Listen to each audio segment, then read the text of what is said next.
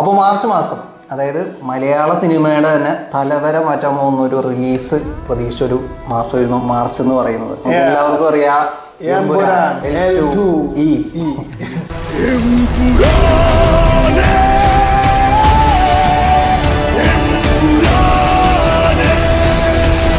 ഈശോ മിശിഹായ്ക്ക് സ്തുതിയായിരിക്കട്ടെ.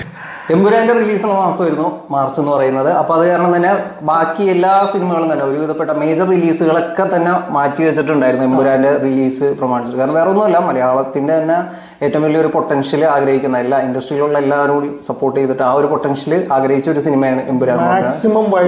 അതെ, മാക്സിമം വൈഡ് റിലീസ്. ഒരു 500 കോടിക്ക് മേളിൽ വേൾഡ് വൈഡ് കളക്ഷൻ ഒക്കെ എല്ലാവരും എക്സ്പെക്ട് ചെയ്ത പടമായിരുന്നു. അതെ, അപ്പൊ അത് കാരണം തന്നെ എല്ലാ റെക്കോർഡുകളും, ഫസ്റ്റ് ഡേ റെക്കോർഡുകളാണെങ്കിലും ഷോസ് കൗണ്ട് ആണെങ്കിലും ഒക്കെ എല്ലാം പ്രതീക്ഷിച്ചുകൊണ്ടാണ് ഈ പറഞ്ഞ ഒരു solo release. First day record അടിച്ചെന്ന് തോന്നുന്നു. ഫസ്റ്റ് ഡേ റെക്കോർഡ് അടിച്ചായിരുന്നു 15 കോടി കേരള ബോക്സ് ഓഫീസിൽ. അത് ലിയോയുടെ കളക്ഷൻ നമ്മൾ എന്ന് ബ്രേക്ക് ചെയ്യും നമ്മൾ എല്ലാവരും നമ്മൾ ചിന്തിച്ചുകൊണ്ടിരുന്നത്. നല്ലൊരു മാർജിൻ.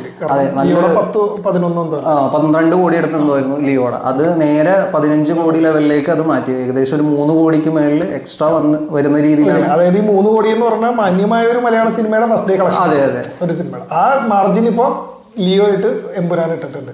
ഇവർ ആ സമയത്ത് വേറെ 1-2 സിനിമകൾ, അഭിലാഷം, സൈജു ഗ്രൂപ്പിന്റെ അഭിലാഷം സിനിമ ഇറങ്ങിയിട്ടുണ്ടായിരുന്നു. അതെ, തൻവീറാമ ബോക്സ് ഓഫീസിൽ അത്ര കാര്യമായി വിജയമായിരുന്നില്ല. പക്ഷെ OTT വന്നതിന് ശേഷം അത്യാവശ്യം റിവ്യൂ വരുന്നുണ്ടായിരുന്നു. എനിക്ക് തോന്നുന്നു നമ്മുടെ ഇൻസ്റ്റയിലൊക്കെ അത്യാവശ്യം റീൽസിലും കാര്യങ്ങളൊക്കെ ആ ഒരു അതിനകത്ത് ഒരു പാട്ടൊക്കെ അത്യാവശ്യം ഓക്കെ. അതുപോലെ തന്നെ വേറെ പടം വന്നായിരുന്നു, ഔസേപ്പിന്റെ അത് ദിലീഷ് പോത്തൻ, വിജയരാഘവൻ, ഷാജോൺ എന്നിവരൊക്കെ. അതും ഇപ്പൊ OTT-ൽ നല്ല റെസ്പോൺസ് ചെയ്ത സിനിമകളായി. ഈ പടങ്ങളാണ് ആ ഒരു സമയത്ത് വന്നിട്ടുള്ളൂ. എമ്പുരാന്റെ മാസമായിരുന്നു മാർച്ച് എന്ന് പറയുന്നത് തന്നെ. പക്ഷെ പടത്തിന് ഒരു മിക്സഡ് റിപ്പോർട്ടായിരുന്നു. അറിയാലോ, നമുക്ക് എമ്പുരാൻ ഇവിടെ എത്രത്തോളം കോളിളക്കം സൃഷ്ടിച്ചു എന്നുള്ളത് നമുക്ക് എല്ലാവർക്കും അറിയാം. അതിന്റെ റിലീസിന് ശേഷം സംഭവിച്ചിരിക്കുന്ന പല കാര്യങ്ങളും നമുക്ക് എല്ലാവർക്കും അറിയാമായിരുന്നു. പിന്നെ പേഴ്സണലി പറയുകയാണെങ്കിൽ ആ ഒരു സിനിമ നമുക്ക് ലൂസിഫർ എന്ന സിനിമയുടെ 2ാം ഭാഗം എന്ന് പറയുമ്പോൾ നമുക്ക് അത്ര കാര്യമായിട്ട് ആ ഒരു ലെവലിലേക്ക് എത്തിയില്ല. അത് ശരിയാണ്. നമുക്ക് എനിക്ക് എന്തായാലും കിട്ടിയില്ല. പ്രത്യേകിച്ച് ക്ലൈമാക്സ് പോർഷനൊക്കെ ഒരു നമ്മൾ ചില ഹിന്ദി പടത്തിലൊക്കെ കാണുന്ന ഒരു ക്ലൈമാക്സ് പോലത്തെ ഒരു ക്ലൈമാക്സ് ആയിട്ട് ഞാൻ തമാശയ്ക്ക് പടം കണ്ടപ്പോൾ പറയുകയും ചെയ്തായിരുന്നു, പഴയ 90കളുടെ പിച്ചാത്തി കഥ ഇപ്പോഴത്തെ ക്ലൈമാക്സിലെ കാര്യങ്ങൾ എന്നൊക്കെ പറഞ്ഞിട്ട്. മേക്കിംഗ് ക്വാളിറ്റി ഒരു കോംപ്രമൈസ്. കാരണം പൃഥ്വിരാജ് കുമാരൻ നമ്മുടെ മലയാള സിനിമയിൽ ഇത്രയും ബഡ്ജറ്റിൽ ഒരു സിനിമ വരുന്ന കഴിയുമ്പോൾ ആ ബഡ്ജറ്റ് കറക്റ്റ് ആയിട്ടുള്ള രീതിയിൽ തന്നെ യൂസ് ചെയ്തിട്ട് തന്നെയാണ് പടം മേക്ക് ചെയ്തെടുത്തേക്കുന്നത്. 150 കോടി രൂപ ബഡ്ജറ്റ് ഉണ്ടെന്ന് തോന്നുന്നു.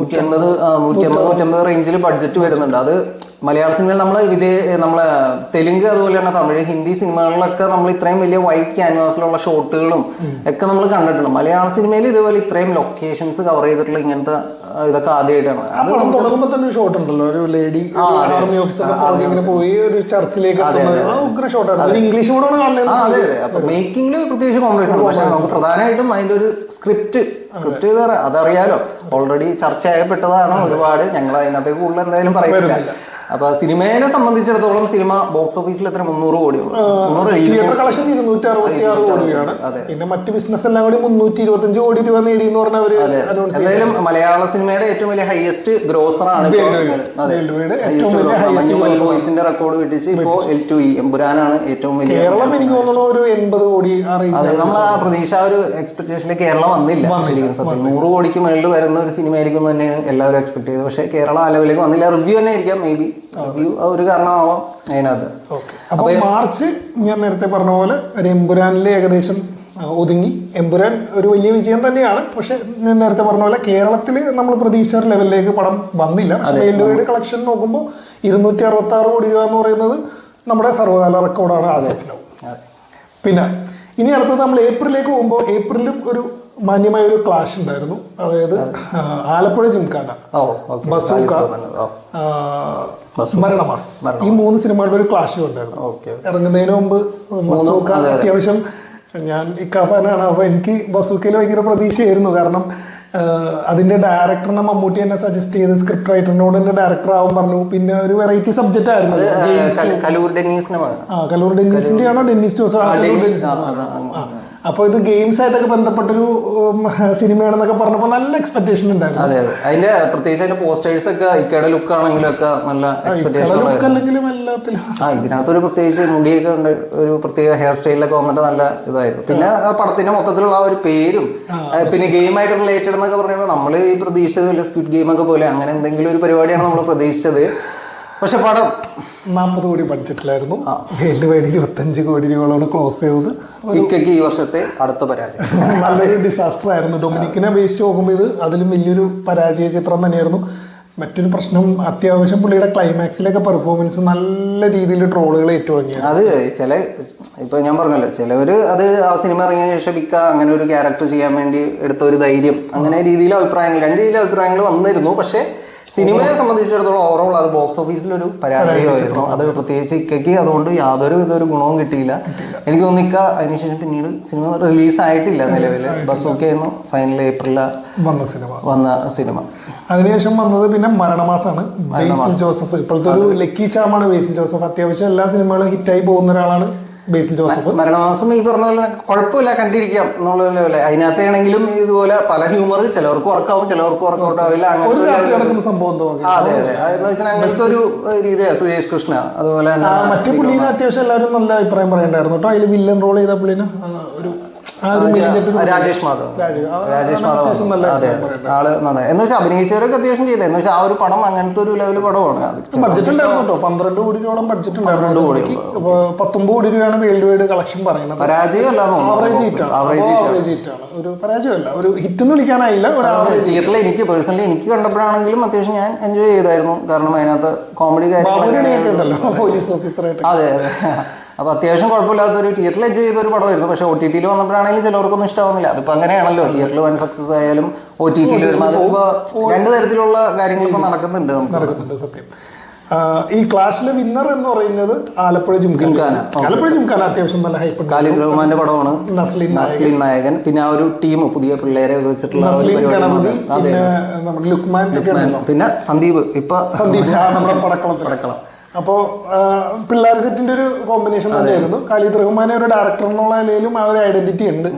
പടത്തിന് അത്യാവശ്യം പോസിറ്റീവ് റിപ്പോർട്ടായിരുന്നു ആദ്യമൊക്കെ വന്നിരുന്നത്. പക്ഷെ പിന്നീട് ഒന്ന് സ്ലോ ഡൗൺ ആയി തുടങ്ങി, മിക്സഡിലേക്ക് മാറി. ഇനി OTT വന്നപ്പോൾ മിക്സഡ് റിപ്പോർട്ടിലേക്ക്. അതാണ് ഞാനിപ്പോൾ നേരത്തെ പറഞ്ഞത്. അങ്ങനെ പല രീതിയിൽ ഇപ്പൊ ഇതിനു മുമ്പുള്ള പല സിനിമകൾക്ക് അങ്ങനെ വർഷങ്ങൾക്ക് ശേഷം അങ്ങനെ കുറെ സിനിമകൾക്ക് അങ്ങനെ സംഭവിച്ചിട്ടുണ്ട്, ഇൻക്ലൂഡിങ് മാർക്കൊക്കെ അങ്ങനെ സംഭവിച്ചിട്ടുണ്ട്. അങ്ങനെ OTT വന്നു കഴിയുമ്പോൾ റിവ്യൂ ചേഞ്ച് ആവുന്ന പല സിനിമകൾ സംഭവിച്ചു. പക്ഷെ ബോക്സ് ഓഫീസിൽ ഈ സിനിമയെ സംബന്ധിച്ചിടത്തോളം എനിക്ക് വലിയ നേട്ടം. 18 കോടി രൂപ ബഡ്ജറ്റാണ്, 64 കോടി രൂപ കളക്ഷൻ. ബ്ലോക്ക് ബസ്റ്റർ സ്റ്റാറ്റസ് നേടിയ പടമാണ്.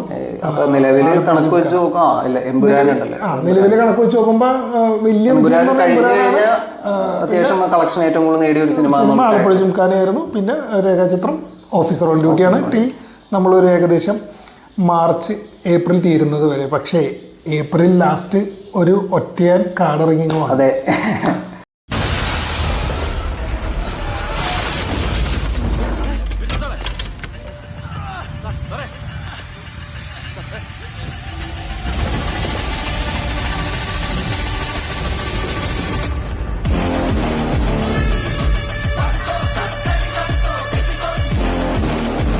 തുടരും. മലയാള സിനിമയുടെ തന്നെ ചരിത്രം മാറ്റിമറിച്ച, നമ്മൾ എമ്പുരാനാവും എന്ന് പ്രതീക്ഷ കൊടുത്ത് നേരെ മാറി ചരിത്രം മാറ്റിമറിച്ച് 120 കോടിയോളം കേരള ബോക്സ് ഓഫീസിൽ നിന്ന് കളക്ട് ചെയ്ത നമ്മുടെ ഒറ്റയാൻ. വേൾഡ് വൈഡ് 233 കോടി രൂപ, വെറും 30 കോടി രൂപ ബഡ്ജറ്റിൽ ഒരുങ്ങിയ സിനിമയാണ്. All time block buster status ആണ്.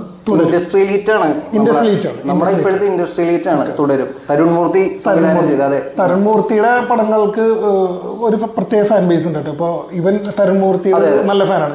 എനിക്ക് തരുൺ മൂർത്തി അത്ര വലിയ താല്പര്യമുള്ള ആളല്ല, ഓക്കെയാണ്. അപ്പോൾ പുള്ളി തരുൺ മൂർത്തിയുടെ പടമാണെന്ന് പറഞ്ഞപ്പോഴേ ഞാൻ പുള്ളിയുടെ അടുത്ത് തർക്കിച്ചൊരു കാര്യം എന്ന് പറഞ്ഞാൽ, തരുൺ മൂർത്തി നല്ല പടം ചെയ്തെന്ന് പറഞ്ഞിട്ട് കാര്യമില്ല, ബോക്സ് ഓഫീസിൽ വിജയം വലിയ കാര്യമായിട്ടുണ്ടോ എന്ന് ചോദിച്ചു. കാരണം എനിക്ക് തോന്നിയത് എന്താണെന്ന് വെച്ചാൽ തരുൺ മൂർത്തിയുടെ ഒരു ഇമോഷണൽ കണക്ഷൻ ഉണ്ടോ അയാളുടെ സിനിമകൾക്കൊക്കെ. അദ്ദേഹത്തിന്റെ സിനിമകൾ ഓപ്പറേഷൻ ജാവ ആണെങ്കിലും സൗദി വെള്ളക്കൊക്കെ ആണെങ്കിലും, സൗദി വെള്ളക്കെ ഞാൻ ചേട്ടൻ ഓർമ്മയുണ്ടോന്ന് തോന്നുന്നില്ല. നമ്മുടെ ആ സിനിമ കണ്ടതിന് ശേഷം ഞാൻ പറഞ്ഞിരുന്നു അതിനൊരു അവാർഡ് കിട്ടാനുള്ള എല്ലാ സാധ്യതകളും ആ സിനിമകൾക്ക്. നല്ല ഇമോഷണൽ പടമാണ്. എനിക്ക് തോന്നുന്നു നാഷണൽ അവാർഡ് ലെവലിൽ ഒരു പടമായിരുന്നു.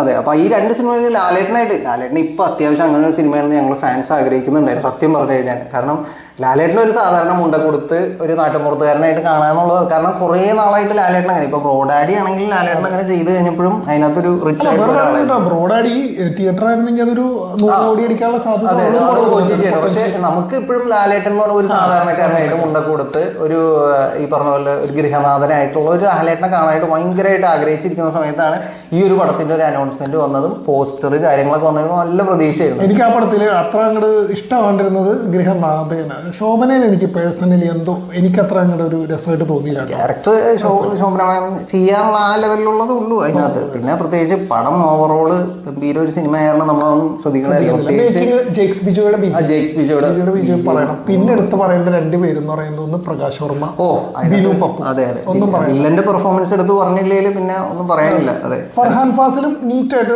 റോള് ചെയ്തു കേട്ടോ. കമ്പാരിറ്റീവ്ലി അത്യാവശ്യം കൊടുത്ത റോൾ. ഇപ്പൊ ഏറ്റവും കൂടുതൽ ചർച്ച ചെയ്യപ്പെടുന്നതും ഈ പ്രകാശ് വർമ്മയുടെ പെർഫോമൻസ് ആയിരുന്നു. അത് മെയിൻ ആയിട്ട് ഹലോ ആ സംഭവമൊക്കെ വളരെ എനിക്ക് തോന്നുന്നു എന്തോ ഒരു ആഡ് ഫിലിം മേക്കർ എന്തോ. അതെ അതെ, നമ്മൾ കണ്ടിരിക്കുന്ന പല വോഡാഫോണിന്റെ ഒക്കെ ആഡൊക്കെ ചെയ്തിരിക്കുന്നത് ഫേമസ് ആയിട്ടുള്ള ആഡൊക്കെ ചെയ്തത് ഇദ്ദേഹം തന്നെയായിരുന്നു. അപ്പൊ തുടരും എന്തായാലും ലാലേട്ടന്റെ കരിയറിലാണെങ്കിലും മലയാള സിനിമയ്ക്ക് തന്നെയാണ് ഒരു ബെഞ്ച് മാർക്ക് സൃഷ്ടിച്ച് ലാലേട്ടൻ ഇപ്പോൾ ഈ പറഞ്ഞ രീതിയിൽ എമ്പുരാന് ശേഷം ഒരു സ്ട്രോങ് കംബാക്ക്. എമ്പുരാൻ ഈ പറഞ്ഞ പോലെ ഒരു ലെറ്റ് ഡൗൺ ഒന്നുമല്ല,